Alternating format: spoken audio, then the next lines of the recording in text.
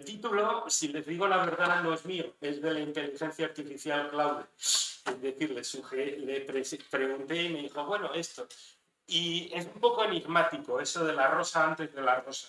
¿Por qué no lo quité y acepté la propuesta? Porque previamente, evidentemente, la inteligencia, yo lo había comentado, de que iba a hablar. Y realmente es que detrás de cada rosa de estas que disfrutamos en la actualidad hay toda una historia de selección, hibridación, selección, otra hibridación, que ha dado lugar a las variedades modernas, las que hace una semana, por ejemplo, se presentaban a la 70ª edición del Premio Villa de Madrid, de la Rosa Villa de Madrid, en el Parque del Oeste, donde hay una excepcional rosaleda. Detrás de esas rosas, ¿qué es lo que están? Pues las que va encontrando la Asociación de Amigos del Jardín Botánico, las que vamos investigando en nuestros laboratorios, y las que yo espero que en los ayuntamientos de la provincia pues se animen a cultivar en los parques y jardines para que no las perdamos. Afortunadamente ya se han puesto mucho, porque aunque los caseríos donde se cultivaron ya no existen o están en ruinas, y luego ha habido personajes que alguno tenemos aquí que ha hecho algo por conservar esas rosas y por evitar que se tirasen y conseguir que eso es un patrimonio. Yo espero que al final de la charla estén convencidos de que efectivamente ese tipo de rosas antiguas forman parte de un patrimonio biológico y cultural que tenemos que conservar. Pues de algún modo creo que el título era adecuado y que efectivamente detrás incluso de las rosas más modernas tenemos toda una historia de rosas que les han aportado las características perfecto.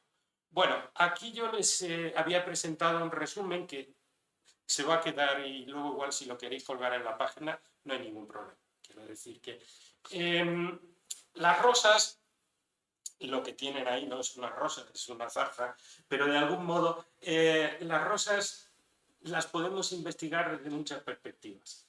Estudiando las rosas modernas, estudiando los textos antiguos, documentos medievales, las obras como el Dioscórides, tienen ahí una imagen del Códice Anicia Juliana, precisamente el Códice de Viena, que es del siglo VI, o pues otras versiones. Todo este tipo de documentación es una fuente importante, pero también los restos arqueológicos, como ha dicho Alonso, o como el hecho de que nos encontremos todavía rosales que, como verán después, pues tienen una historia muy importante.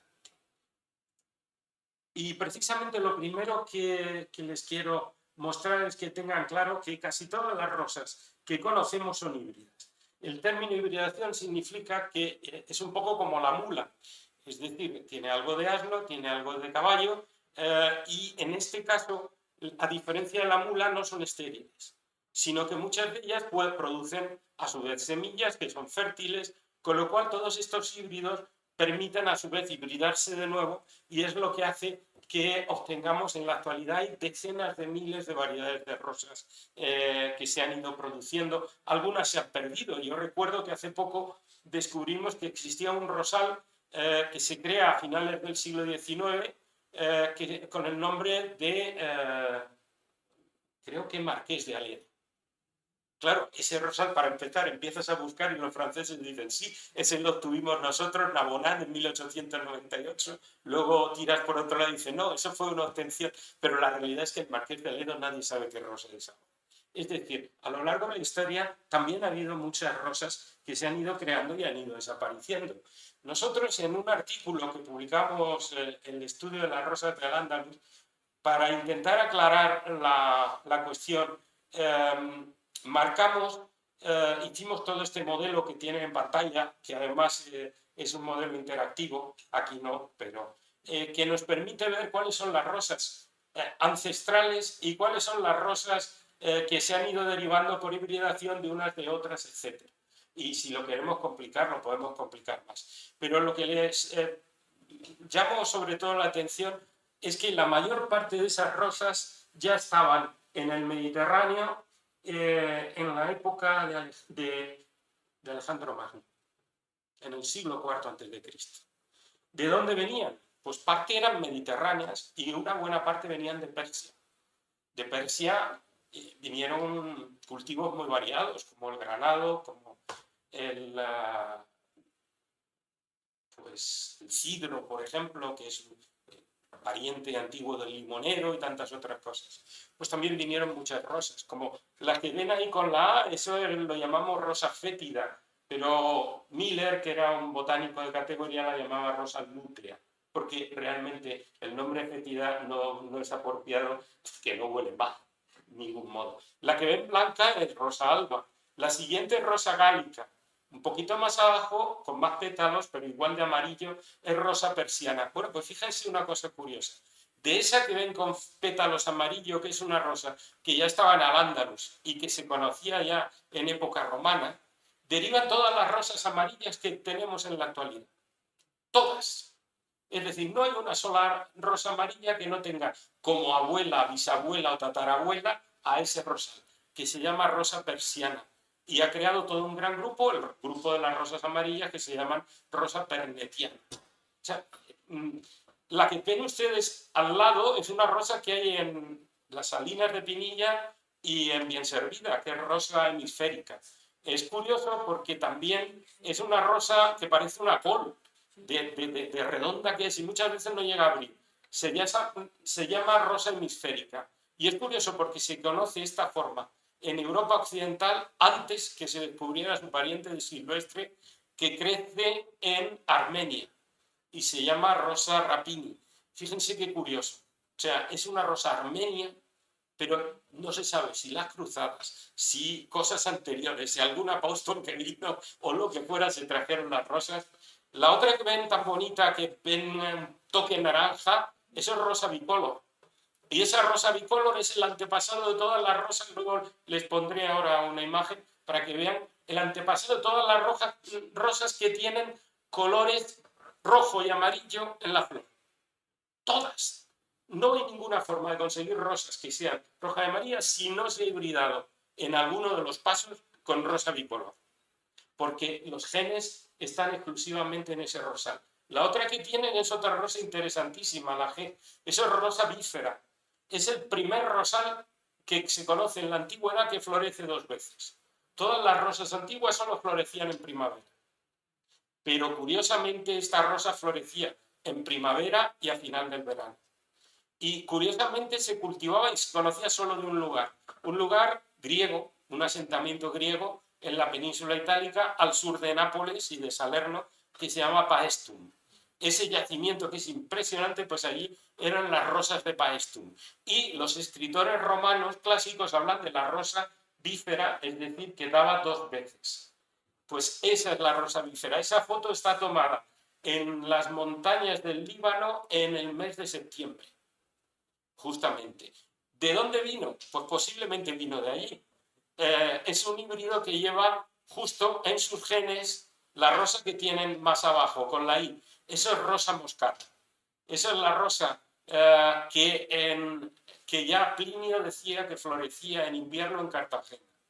Se cultivaba en época romana en Túnez y se sigue cultivando en la actualidad. Se cultivaba en Cirenaica, en la actual Libia, pero ya hacia la zona de Egipto, en la zona de la costa de Cirenaica.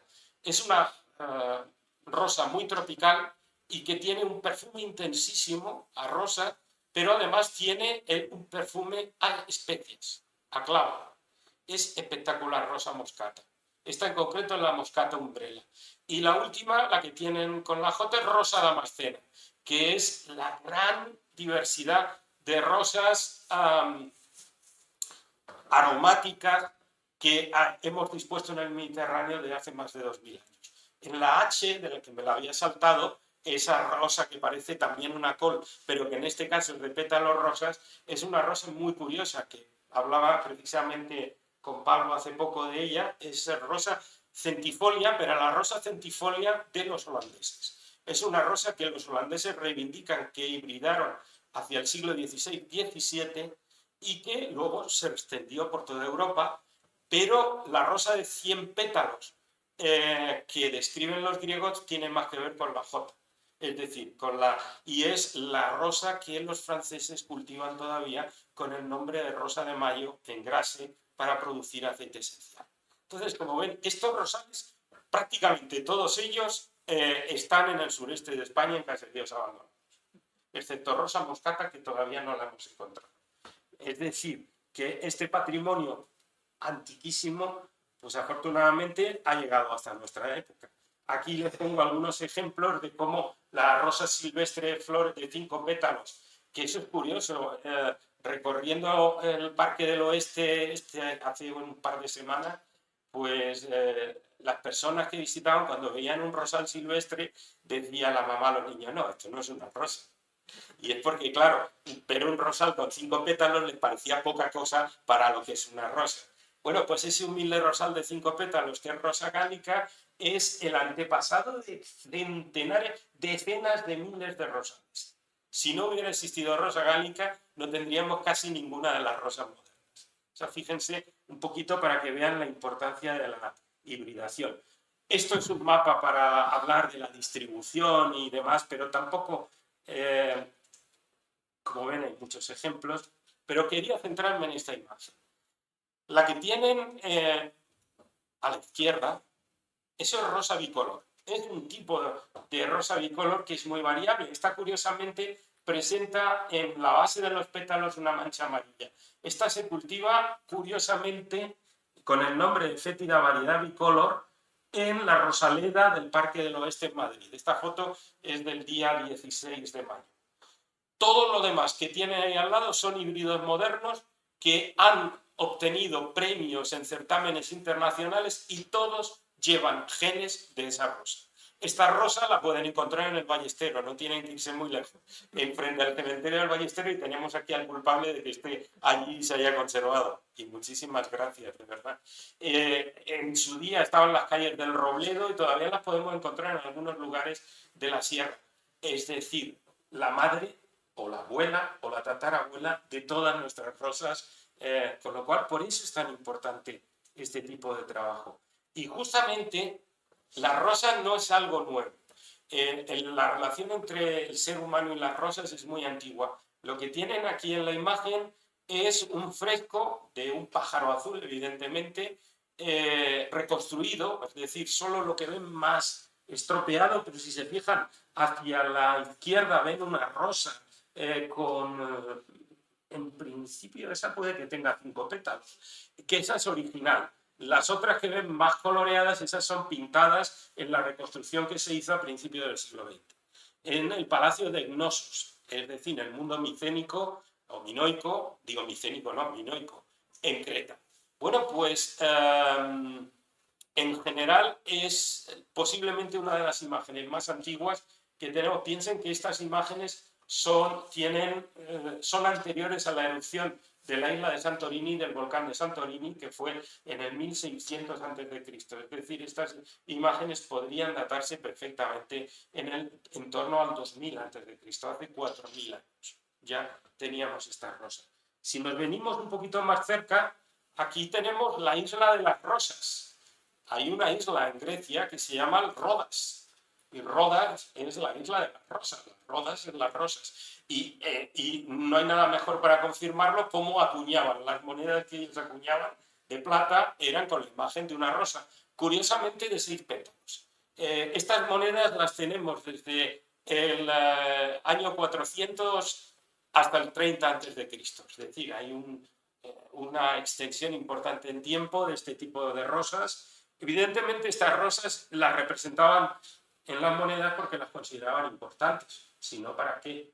Es decir, cuando alguien pone un símbolo en una moneda es porque lo considera importante por su valor simbólico, por su valor medicinal, porque su perfume, por muchos motivos. Y esto es Paestum. Esta es una de las vistas de los templos de Paestum, y estas son las imágenes de rosas que aparecen en sarcófagos de Paestum del siglo IV a.C. Es decir, en la época en que aquello todavía era una colonia griega. Pero Paestum guardó la fama ya en periodo imperial romano como una gran zona de producción de rosas. De hecho, hay un texto por ahí circulando de que el emperador Nerón en una de sus juergas se gastó el importe en sestercios equivalente al precio de 2.000 esclavos solo en rosas, que hizo llegar desde Nápoles, es decir, desde Paestum, hasta Roma por el puerto de Ostia y luego a través del Tíber para celebrar una fiesta. Bueno, hay que reconocer que el que contaba todo esto era un historiador que no era nada amigo de Nerón, es decir, y fue el que contribuyó a la mala fama que tenía Nerón, pero bueno, en cualquier caso nos da una idea de la importancia que las rosas tenían para el mundo romano. De hecho, tenemos imágenes de rosas en los frescos, por ejemplo, en Pompeya. En Pompeya, en la Venus, sí, Conchilla es la concha, es decir, en este caso es una vieira.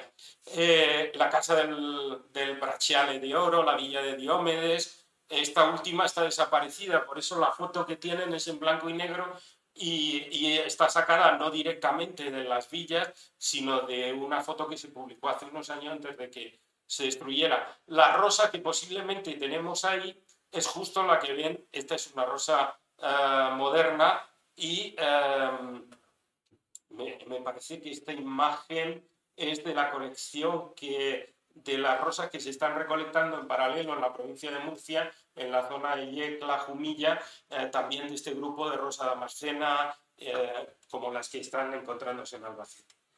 Aquí vemos que las rosas tienen también una presencia en la villa imperial de Libia, la esposa del emperador Octavio, que está actualmente en un museo situado muy cerca de la estación Termini, en Roma.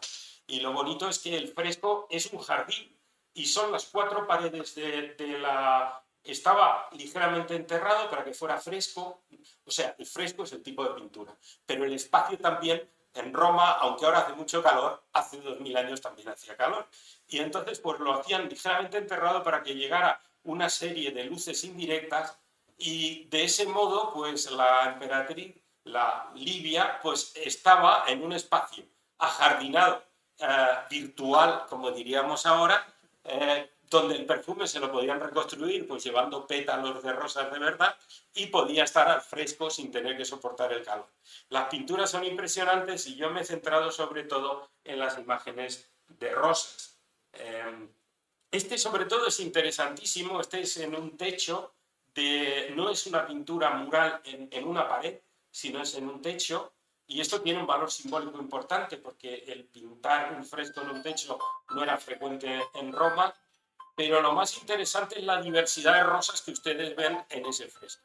Diversidad de rosas que nosotros esto lo hemos abordado en un artículo que publicamos hace unos meses en la revista Horticulture, pero estas son las rosas que tenemos allí representadas, algunas de ellas, donde tenemos, pues por ejemplo, la rosa tuscany, que es a fin de cuentas una variante de la damascena, tenemos rosa cálica officinalis, tenemos, bueno, la del centro, que sería el York Lancaster, que es un híbrido entre una rosa alba y una damascena. Debajo tenemos, pues esta sobre todo es muy interesante, de la del centro y parte inferior, porque si se fijan, es una rosa que tiene los pétalos blancos, pero con unas franjitas, unas líneas de color rosa. De hecho, no les he querido hacer lo mismo que he hecho con la otra, lo podía haber hecho con esta rosa. Esto se llama rosa cálica versicolor. Hasta ahora creo que no la hemos encontrado en ninguno de nuestros, pero es una rosa antiquísima. O sea, está en los frescos que les he mostrado antes, pero lo interesante es que hay una rosa moderna, bueno, hay toda una serie de rosas modernas que han heredado esas características, concretamente los hibridadores de la casa Melian del sur de Francia, que son los grandes productores de rosas modernas y que además son las que nos venden en muchos centros de jardinería aquí en España, pues Melian tiene dos muy notables y además dedicadas ambas a personajes españoles. Una, que es una rosa bajita de porte tipo rosa de té, que se llama Julio Iglesias. Pues la rosa Julio Iglesias es un híbrido que lleva genes de rosa cálica versicolor. Lo que pasa es que ha evolucionado mucho y ahí el contraste un poco hortera porque es blanco y rojo, un contraste muy fuerte. Y luego hay una que es una trepadora y es una preciosidad de rosal dedicado a la modelo Inés Sastre. Ya saben ustedes que las rosas modernas generalmente cuando las obtienen llevan un código de letras y números, pero eso no vende. Y entonces cuando luego las van a comercializar lo cambian y le ponen un nombre de alguien que lo apadrina. Recientemente otra rosa derivada de esta rosal, de la rosa versicolor, recibe el nombre de King Charles III, el rey Carlos III de Inglaterra. Concretamente ha sido obtenida por la familia Austin, los descendientes de David Austin, y justo para conmemorar la coronación del rey Carlos, es menos hortera que la de Julio Iglesias. O sea, no deja de tener su toque, pero esa rosa, como ven, las rosas antiguas, las que vemos que ya se cultivaban en Roma, pues han persistido directamente, porque estas imágenes son todas actuales y obtenidas, por ejemplo, en la Rosaleda del Parque del Oeste hace 2 semanas, o bien en el campo, pero estas mismas rosas las teníamos aquí. Esto es un fresco de la puerta oriental de Alicante, cuando se llamaba Lucentum, en el siglo II antes de Cristo. Y como ven, es una de estas rosas. Evidentemente, la calidad, pues hay que echar un poquito de imaginación para ver qué rosa es.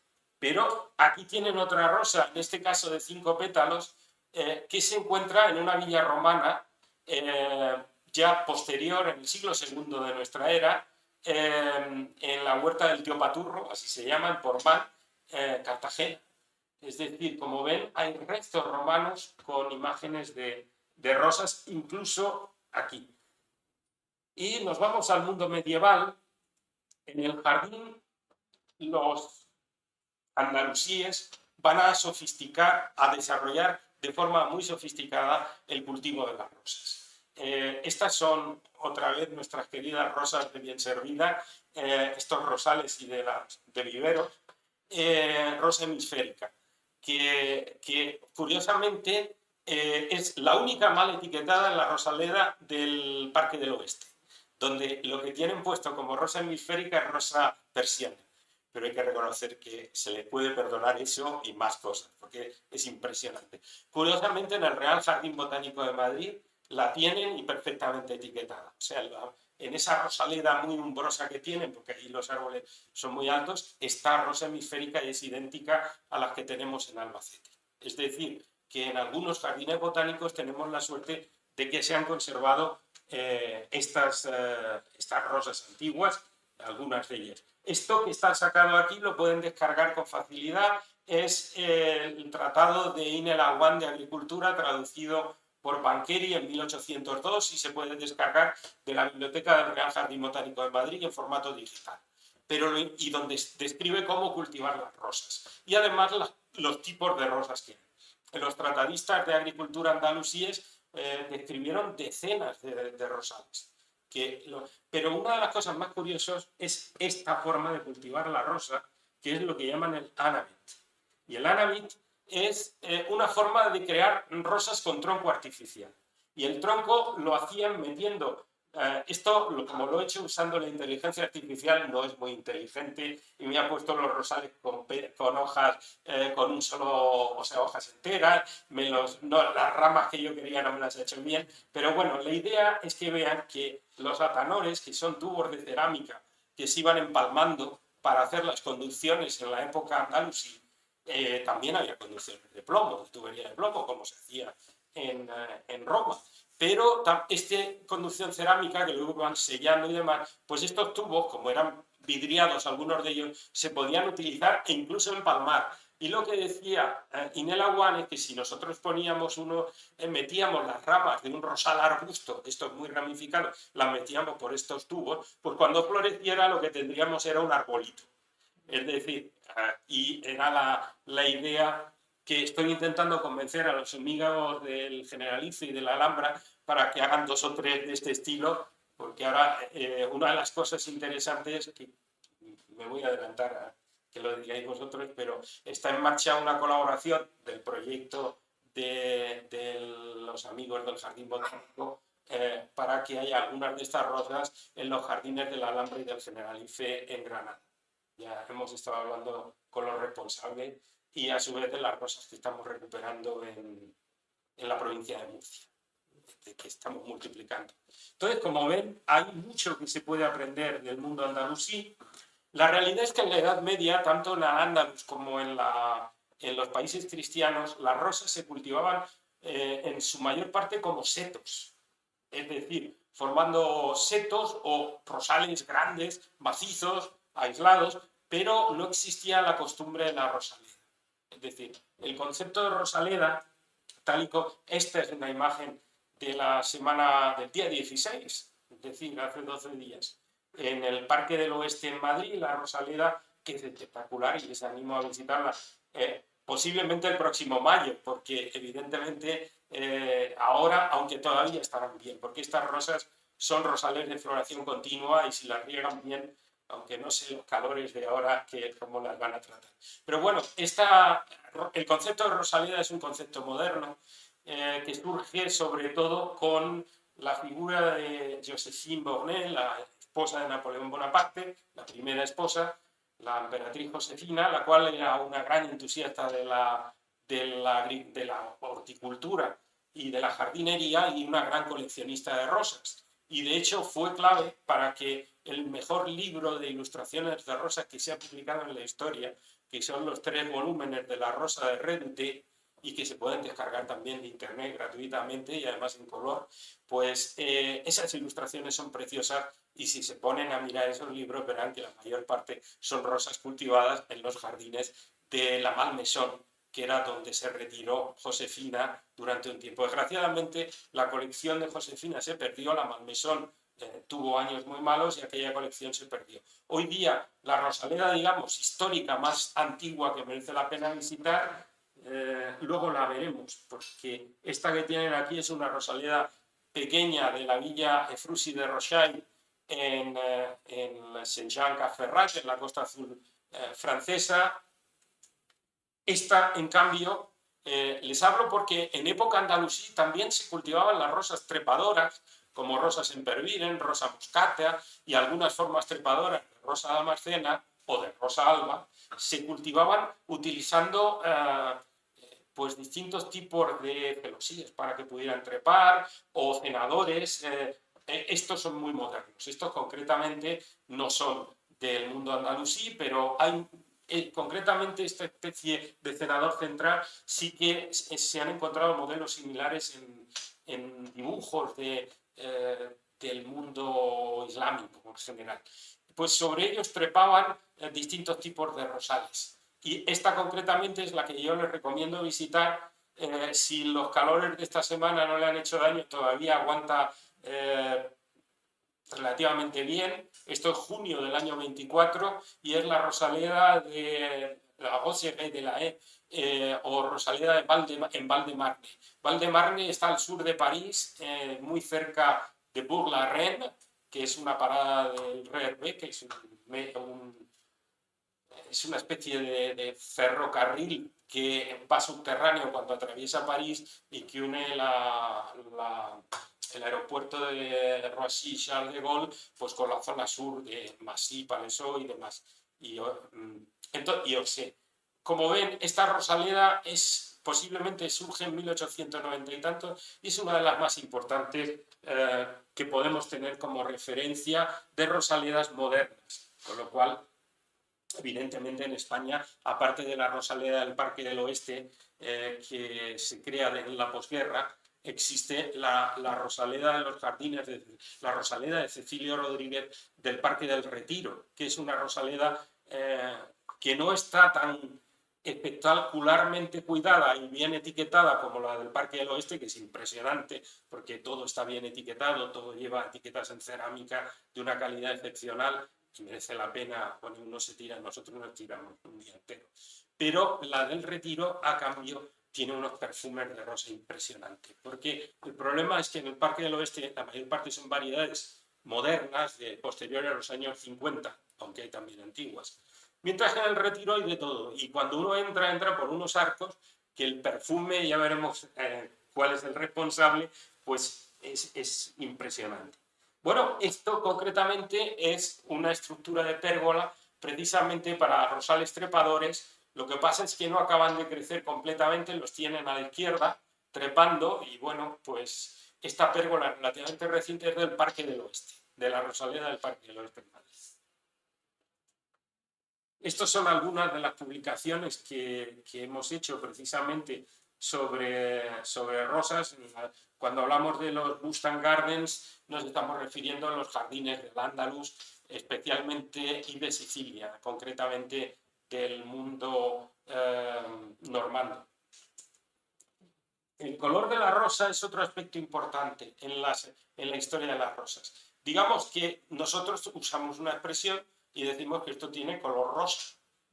Y evidentemente el color rosa es el color de referencia para la rosa, aunque luego vemos que las rosas pueden ser blancas, amarillas, rojas, naranjas, salmón, incluso negras. Azules todavía no. Hay algunas que se parecen, y negras tampoco, pero van camino.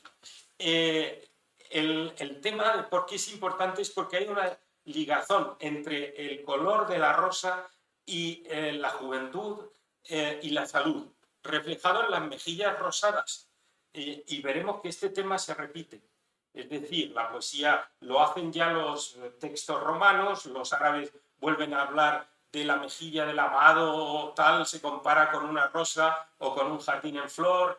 Y estas mejillas rosadas, por ejemplo, esta imagen que tienen aquí, en este caso a la derecha, es un fragmento de un enlucido, o sea, un fresco sobre un enlucido de un intérprete con las mejillas rosadas, en este caso la imagen, el color.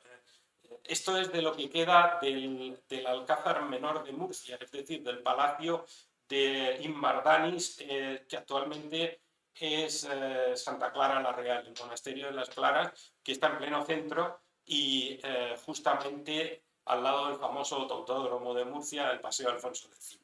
Que les sonará. Las imágenes que tienen a la izquierda son reconstrucciones que me hizo el chat GPT partiendo de los datos y de la imagen, pero no acabamos de ponernos de acuerdo el chat y yo sobre la idea de las mejillas. Sin embargo, aparece mucho más claro en pinturas, por ejemplo, de Rubens o de Fragonard, donde hay una conexión clarísima entre estas rosas del grupo de Damascena, como en la figura de la jovencita y el pajarito, un óleo que está en el Museo Fragonard en Grasse, donde se ve clarísimo lo que se pretende representar es ese color rosado en las mejillas.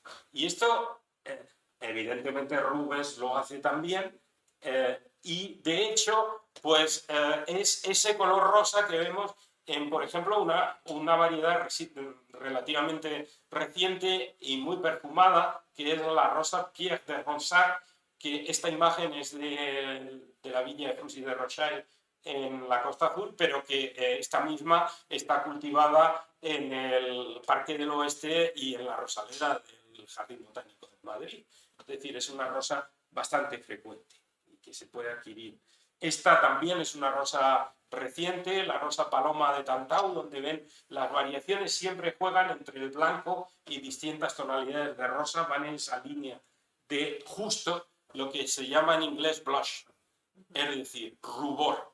Y estos son los cosméticos, los tonos que establecen en Pantone y en otras unidades los pigmentos, las coloraciones pues, de distintos cosméticos utilizados para imitar el rubor natural de las mejillas, que evidentemente hay todas unas tonalidades, como encontramos con las rosas. Es decir, todas estas tonalidades las podemos encontrar en rosas naturales. Desgraciadamente, no, bueno, les digo la verdad, se ve mucho mejor en la proyección que en la pantalla del ordenador. Los tonos son relativamente más naturales. Y vamos al perfume, ya vamos avanzando. El perfume de las rosas es otra de sus características de identidad. Es decir, cuando estábamos recorriendo el Parque del Oeste, todos los visitantes lo primero que hacían cuando les gustaba una rosa era acercarse. Ay, sí, esta que bien huele, ay, esta no huele a nada.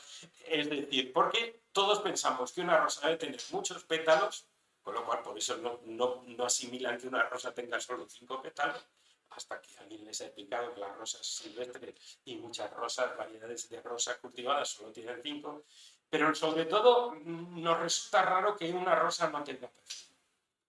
Y eso pues es muy apreciado. O sea, imaginen uno de los más belicosos y crueles sultanes otomanos como Mehmed I, pues aparece aquí representado disfrutando del aroma de una rosa. Es decir, otra cosa es como fuera en la guerra, pero era sensible al perfume de la rosa, como tantas personas, lógicamente.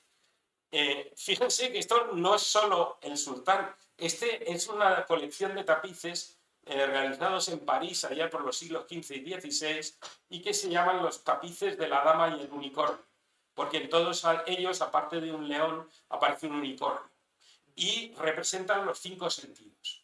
Y aparte una especie de sexto sentido que no se sabe bien cuál es. Y esos tapices están expuestos en el Museo Medieval de París, en la zona de Saint-Michel, muy cerca del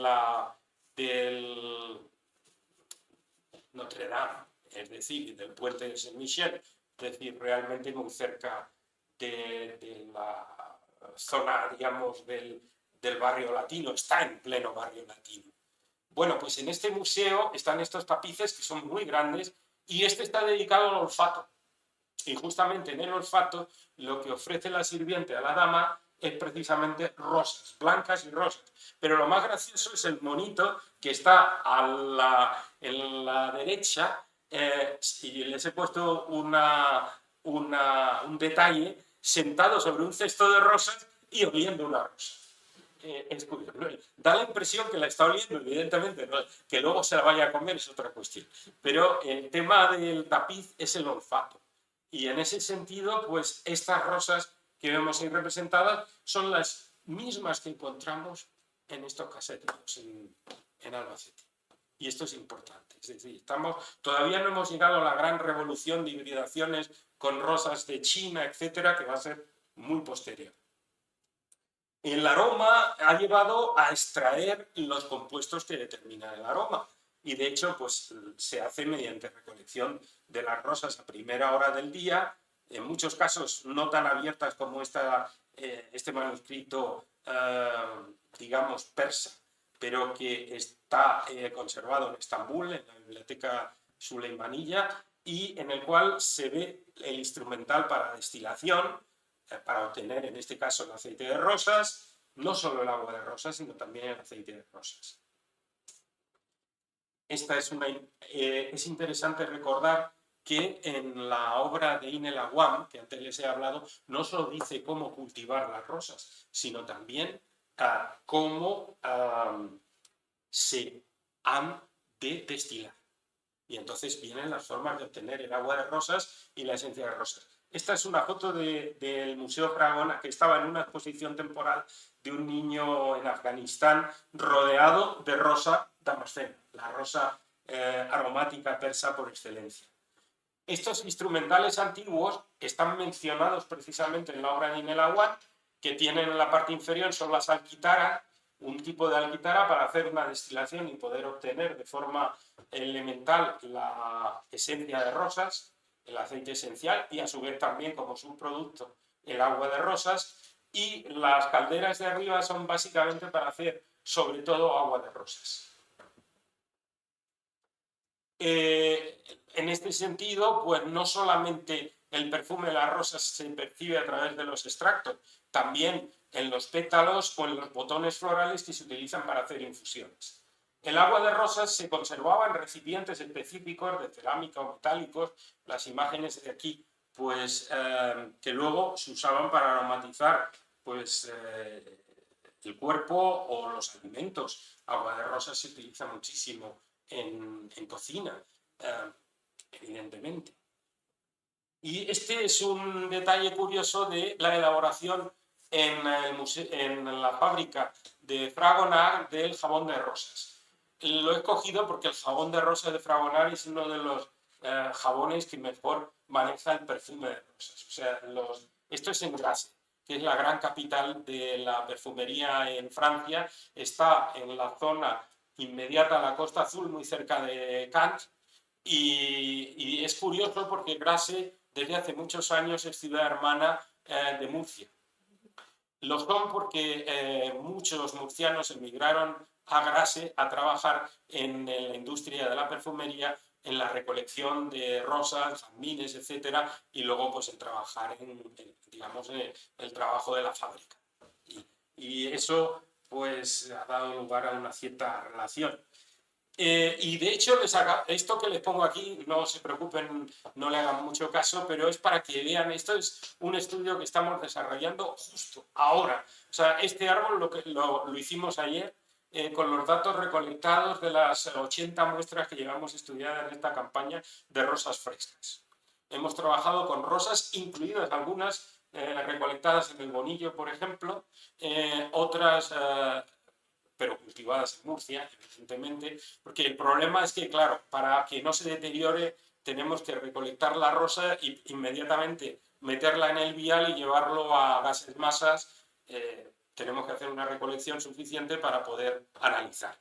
Pero yo les quería llamar que los responsables de los aromas, ahí hemos identificado 165 compuestos en el aroma de las rosas, de los cuales 80 y tantos son relevantes, son importantes. Pero realmente lo que hace que una rosa huela a rosas esencialmente es un compuesto, el que tienen arriba, el 2-feniletanol. Ese es con lo cual, cuanto más 2-feniletanol tiene la esencia de la rosa o libera la rosa, más claramente percibimos que eso es una rosa.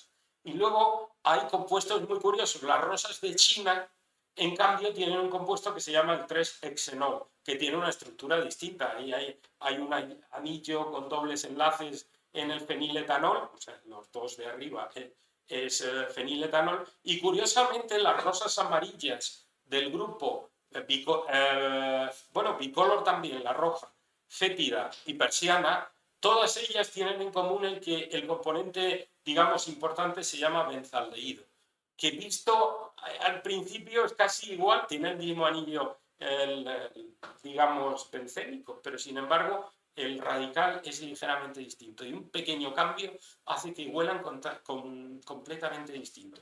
Es decir, el que tenga benzaldehído hace que alguien lo encuentre como mal olor, y es lo que llaman, por eso algún botánico italiano le llamó fétida. Pobrecita, no huele ni mucho menos mal, huelen muy bien. Pero el benzaldehído no es lo que uno espera de una rosa. Fíjense qué curioso. La rosa no solamente ha tenido importancia por su aroma, por su color, por su uso en jardinería, sino también como símbolo. Este que tienen aquí es la primera rosa que se conserva de oro, que es la tradición que establecen los papas de entregar a personas que se han destacado en la defensa de la Iglesia Católica, de todo tipo, teórica o práctica o con las armas, como este caso. Y estas rosas son rosas hechas en oro por orfebres, curiosamente, el orfebre, para no complicarse, las hojas, si se fijan, son como las de Creta, es decir, tienen un solo foliolo, no son 5 o 7 foliolos de la rosa de un rosal. Es una rosa con muchos pétalos, con lo cual es del grupo, podríamos hablar de Amarcena o centifolia, pero hay una característica importante. Esta rosa es la rosa sin espinas, que es el símbolo de la Virgen María. La Virgen María es llamada rosa sin espinas. Curiosamente, existe la rosa sin espinas. Está descrita botánicamente, se llama rosa francofurtana y precisamente es esta rosa que tienen ustedes aquí. Es decir, hasta qué punto podemos buscar que una rosa simbolice a alguien, como puede ser la figura de la Virgen María.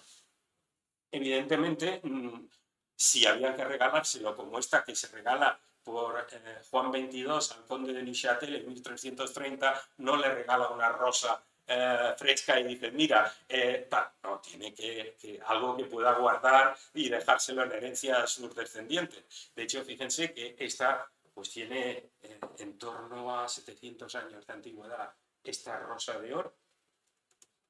Pero no solamente aparece en la representación figurativa occidental, también aparece en Persia en numerosas cajitas, en joyeros, incluso en la representación de mujeres de familias importantes o de la familia real en Irán. Esto es en 1815 y como ven, la rosa, que curiosamente estas son las famosas rosas de Shiraz, es la gran rosa persa. La rosa persa que nos llega como mínimo con Alejandro Magno al Mediterráneo y que es la rosa griega, es la rosa que luego van a cultivar en Paestum, la rosa que van a disfrutar los romanos, entre otros los emperadores como Heliogábalo o Nerón, y es esa rosa persa que sigue cultivándose en una zona, en Shiraz, pero también en una zona próxima a Teherán que se llama el Jardín de Rosas, el Golestán. Golestán realmente es gul en turco, gol en farsi significa rosa y están es el jardín, el Golestán es el jardín de rosas. Y entonces, y ellos sí que tenían rosaleras, y ya en la época muy antigua. ¿Pero por qué? No solo porque fueran jardines, sino porque cultivaban las rosas de manera extensiva para poder obtener los pétalos de rosa, el agua de rosas y el aceite de rosas. Es decir, eran cultivos rentables. Y entonces las primeras rosaleras, pero eran rosaleras donde solo se cultivaba una o dos variedades. O sea, no se trataba de tener diversidad de rosas, se trataba de producir la esencia o el agua de rosas. De hecho, estas rosas, pues, por ejemplo, curiosamente, rosa centifolia y la centifolia que parece una col de la que me hablaban, o por ejemplo, rosa hemisférica, pues aparecen como un símbolo importante. Estas las estamos encontrando, por ejemplo, esta rosa de tipo centifolia, pues en caseríos abandonados en Yecla las he encontrado Adrián Ruiz Rocamora, que está trabajando con nuestro equipo, pues las ha encontrado. Rosa hemisférica se ha encontrado también en Yecla y se ha encontrado, como les he dicho, en Bienservida y en Viveros, en las Salinas de Pinilla. Es decir, pero aquí están nada menos que representadas en la porcelana de Sajonia, la porcelana de Meissen. Es decir, incluso en el siglo XVIII, donde ya empieza a haber rosas modernas, estas rosas tenían un valor simbólico importante como para estar en las porcelanas de colección más caras de la época. Esta forma parte de la colección de la señora Rothschild, después de divorciarse del señor Efrusi, cuando se crea la villa esta, que es impresionante, una villa con unos jardines espectaculares, con 10 jardines diferentes, que es la villa de Efrusi de Rothschild de Saint-Jean-Cap-Ferrat. Y estas rosas pues aparecen en espejos, por ejemplo, como decoración en el Museo Matisse de Niza, o esta rosa trepadora, que posiblemente fuera una víscera, en un pañuelo bordado que llevaba el día de su muerte en el atentado el zar Alejandro II de Rusia en mayo de 1881. Es decir, esta está en el Museo de la Catedral Rusa de Niza, conservada. Claro, aquí la rosa era un símbolo para el zar y era un símbolo, en este caso ahora ya, este pañuelo pues es un símbolo para todos los rusos, porque realmente pues, en la actualidad tienen una enorme devoción. De hecho, a Nicolás II lo han canonizado. Ahora es San Nicolás II dentro de la Iglesia Ortodoxa rusa. Como ven, pues tienen valor también artístico, como estas que representa precisamente en la clase de pintura de Henri Matisse, o evidentemente en un mural en la calle, en una pintada en Grasse, el gran pueblo en la ciudad de los perfumes de Francia, pues que menos que aparezcan estas rosas ahí representadas, a nivel también de arte popular. Y vamos a ir ya terminando. La rosa en la farmacia y la cosmética es muy interesante porque no todas las rosas han tenido la misma importancia. Hay una especie de consenso de que la rosa de la farmacia es esta en concreto, la que tienen aquí representada. Se hizo famosa por la obra de Dioscórides y lo que aquí tenemos son imágenes de dos manuscritos medievales. Uno, el Códice Anicia Juliana, que está en la Biblioteca Nacional de Viena y que se escribió en el siglo VI en un taller en Bizancio y al final acabó en la colección de la Biblioteca Imperial. Ahora, pues digamos que es más fácil acceder a colección facsímil, porque incluso cuando te juran que te lo van a enseñar, luego te enseñan un facsímil allí abierto y ya está. El otro, que ha sido recientemente también publicado en forma de facsímil por la empresa de fitoterapia Avoca, es el códice de neapolitano, que está en la biblioteca precisamente de Nápoles. Es un códice un poco más tardío, pero también es un texto de la obra en griego de Dioscórides, del siglo I de nuestra era, pero es una copia manuscrita muy posterior. Pero las imágenes coinciden en representarnos rosa gallica officinalis, es decir, la rosa de las farmacias, que no es esta precisamente, esta sería rosa damascena, en sentido. Bueno, rosa damascena, pero además la damascena que recuerda a la centifolia, la que yo llamo la damascena de Grasse o la rosa de mayo de Grasse, que es distinta. Evidentemente, pues la rosa se ha elaborado en forma de aceite, en forma de jaleas, de jarabes, para su utilización medicinal. Y también los pétalos secos en forma de infusiones. De hecho, hay decenas de presentaciones de rosa también para utilizarlas como alimento, como condimento o incluso como cosméticos. Es decir, como ven, las rosas y sus extractos pues forman parte de nuestra cultura. De hecho, pues hay lo que llaman rosa de mayo, pues es el extracto precisamente del perfume que hace Fragonard basado en el extracto de la rosa de mayo que se cultiva en Grasse y que ya les he dicho que era esa imagen que hemos visto corriendo de esa centifolia que no es centifolia. Esa es la rosa de mayo de Grasse, que también la llaman rosa de las Bastidas, en este caso por cambiarle de nombre porque no pueden repetirse.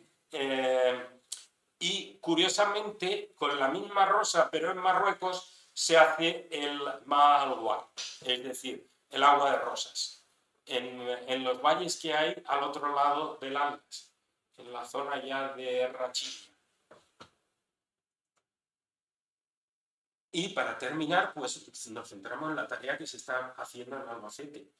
Las rosas como patrimonio vivo. Entonces, después de haber visto todo esto y la importancia de todas estas rosas, pues darle la buena noticia de que Albacete está lleno de estas rosas.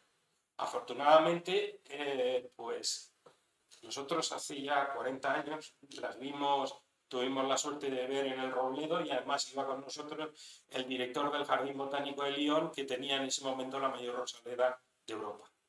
Cuando vio las rosas bicolor alineadas en aquello, me dijo, tenéis una joya que no tiene ninguna rosaleda de Europa.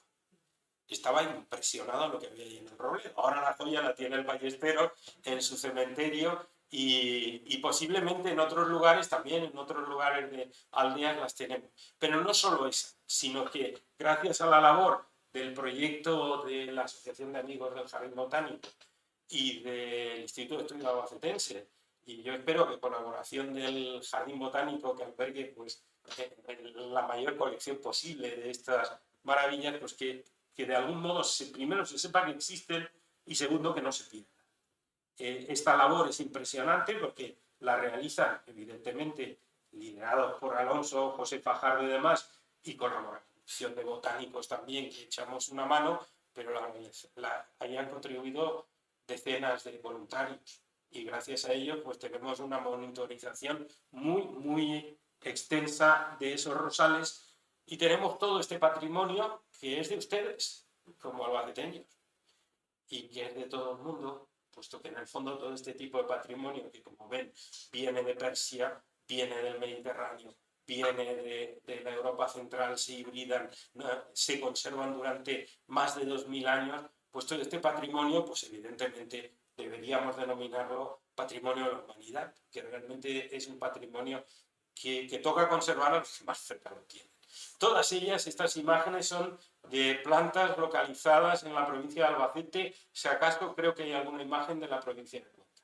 Es decir, todo este es impresionante la diversidad de rosas, en las cuales incluimos rosa alba, rosas sempervirens, rosa damascena, rosa gálica, rosa centifolia del tipo mediterráneo, rosa centifolia del tipo holandés, la fétida lútea de Miller, la persiana, la hemisférica, la bicolor que además es amarilla, porque bicolor no significa que tenga flores amarillas y rojas, sino inicialmente era porque los pétalos son rojos por el haz y por el en vez tienen color amarillento, que si uno lo ve al trasluz parece naranja.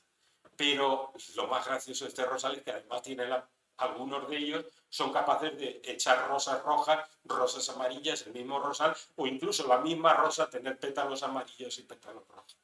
Y claro, todo eso pues es una herencia que yo creo debemos conservar y transmitir. Y ahí está una responsabilidad pues, para los de ahora y para que las futuras generaciones pues, puedan disfrutar también de estas rosas. Nada más. Muchas gracias.